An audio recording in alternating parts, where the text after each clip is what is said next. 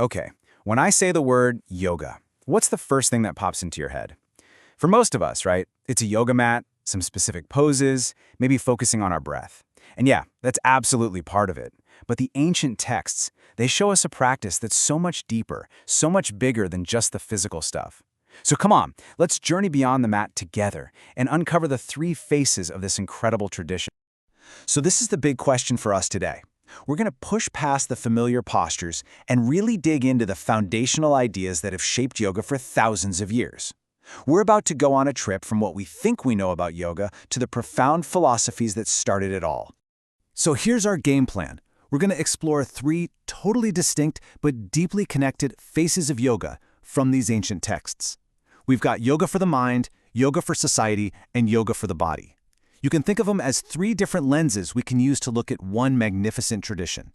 First up, the mind. We're diving into this really profound text called the Yoga Vasishtha. Now, this text is basically a conversation between a wise sage, Vasishtha, and a young prince, Rama.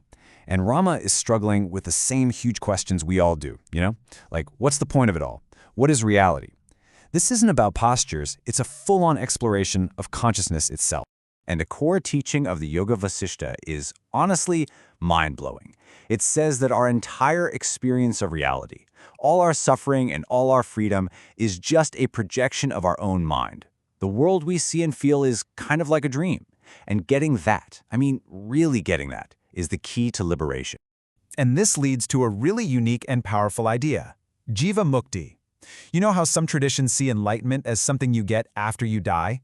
Well, the Yoga Vasishtha flips that script. It says the whole goal is to become free, enlightened, and liberated from suffering while you are still alive.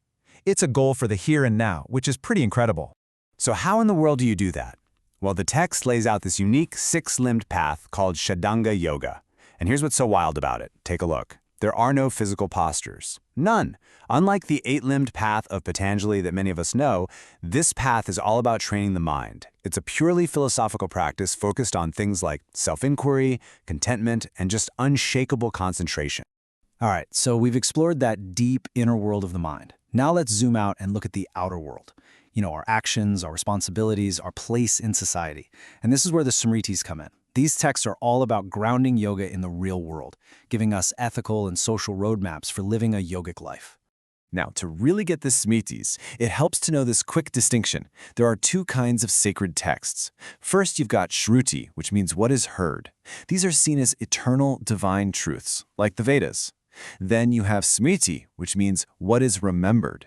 These are the human interpretations that take those big divine truths and translate them into practical rules for living, including our social duties, our dharma. And maybe the most famous Smriti text of all is the Bhagavad Gita. The whole thing is set on a battlefield. It's this incredible conversation between Lord Krishna and the warrior Arjuna about duty, action, and what it all means. It gives us this brilliant, practical way of weaving yoga into the messiness of our everyday lives. What the Gita does so masterfully is it brings together four main paths of yoga. And the beauty of this is that it totally gets that we're all different. There's a path for the person of action, for the devotional person, for the intellectual, and for the contemplative. And they're not separate boxes. The idea is to weave them all together to create your own complete personal practice for living. And this leads to one of the most profound definitions of yoga you'll ever hear. Samatvam yoga uchyate. Yoga is equanimity. It's that ability to stay balanced, to stay centered, whether you're facing success or failure, pleasure or pain. It's not about what you're doing, but the state of mind you have while you're doing it. Just imagine finding that balance on a battlefield. That's the power of yoga, according to the Gita. Okay, so we've journeyed through the mind and our place in society. Let's turn to our third face, the body. And for this, we look to Ayurveda, which is basically yoga's sister science. They both come from the same ancient Vedic tradition, and they share the same goal, creating harmony in the body and the mind for total holistic health. So Ayurveda has this really cool framework where it sees the body as a mix of three fundamental energies, or doshas, Vata, Pitta, and Kapha. Each one is tied to different elements and has its own personality, basically. Vata, for instance, is air and space. It's all about movement and creativity. But if it gets out of balance, you might feel anxious or scattered. And the beauty of this system is that it recommends specific yoga practices to get you back in balance.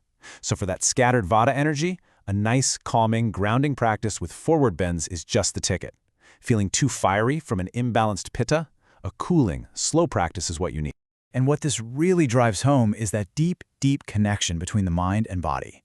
In the Ayurvedic world, yoga isn't just a workout, no way. It becomes a powerful therapeutic tool.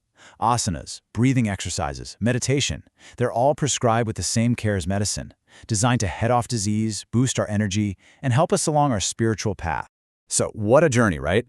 We've explored 3 totally different but connected worlds. The inner world of the mind with the Yoga Vasishtha, the outer world of our actions with the Smritis, and the physical world of our bodies with Ayurveda. But these aren't separate ideas. They're 3 threads of one single, beautiful tapestry.